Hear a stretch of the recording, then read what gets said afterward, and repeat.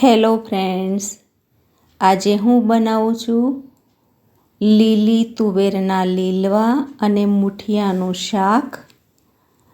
જે મૂઠિયા માટે હું આ ખીરું તૈયાર કરું છું. એમાં 1 વાડકી મેં કકરો લોટ ચણાનો નાખી દીધો છે. હવે ચાલુ આ ભાખરીનો લોટ છે અને 1 વાડકી મકાઈનો લોટ. આ રીતે ત્રણેય વાડકી એક સરખી રાખી છે અને 3 લોટ નાખી દીધા છે. હવે એમાં હળદર, મરચું, ધાણા જીરું પાવડર, આ છે અજમો, જેને હથેળીમાં ક્રશ કરીને આપણે અંદર એડ કરવાનો છે, જેનાથી એની સુગંધ અને સ્વાદ સરસ આવે.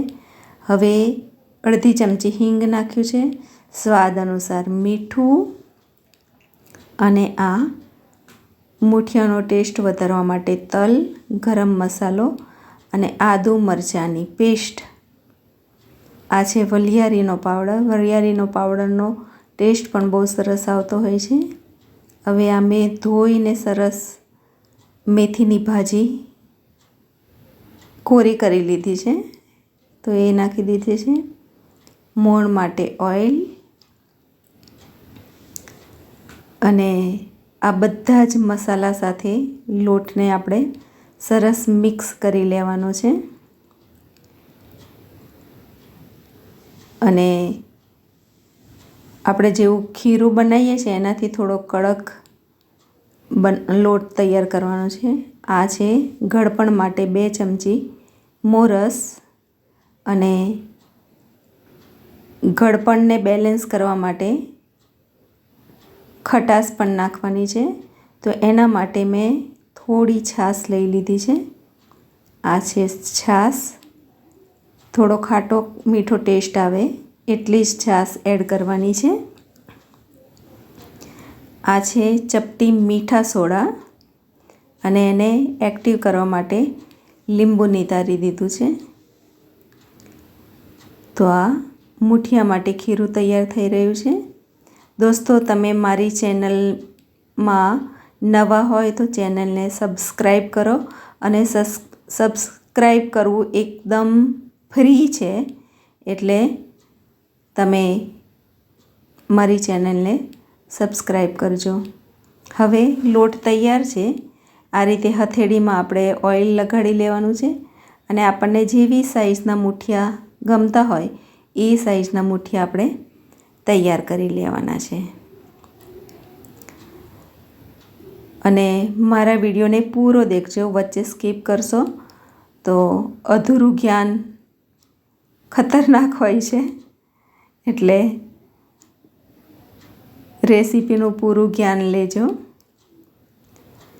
તો આ તૈયાર છે મૂઠિયા શાકમાં નાખવા માટે. હવે બીજી બાજુ ઓઇલ પણ ગરમ મૂકી દીધું હતું. હવે આ રીતે તેલમાં મૂઠિયા એડ કરી લીધા છે, અને મીડિયમ ગેસ ઉપર એને તળી લેવાના છે. તો આ તૈયાર છે. અંદરથી પોચા અને ઉપરથી કડક એવા મૂઠિયા.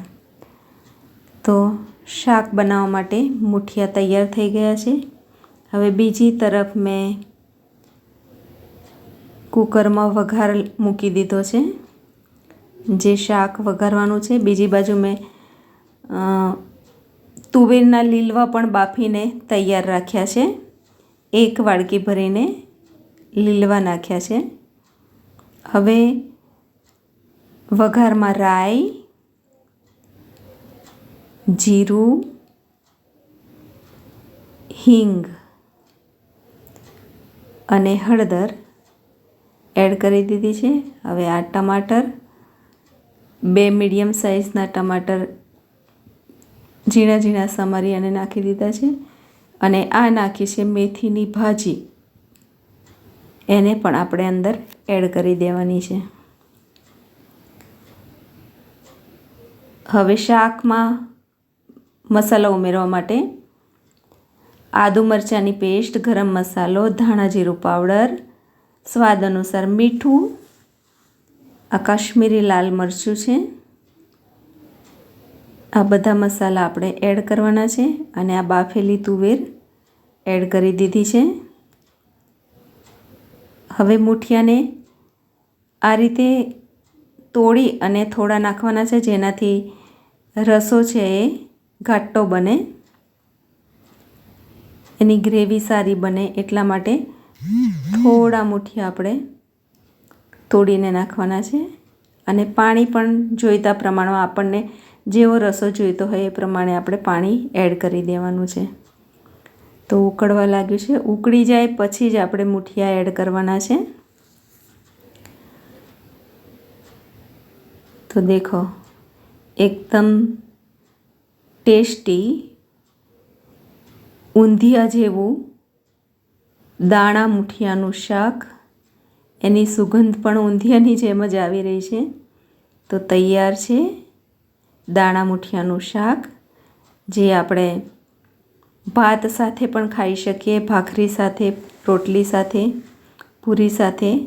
આપણી ઈચ્છા અનુસાર આપણે એને ખાઈ શકીએ છીએ અને ખૂબ જ ટેસ્ટી બને છે.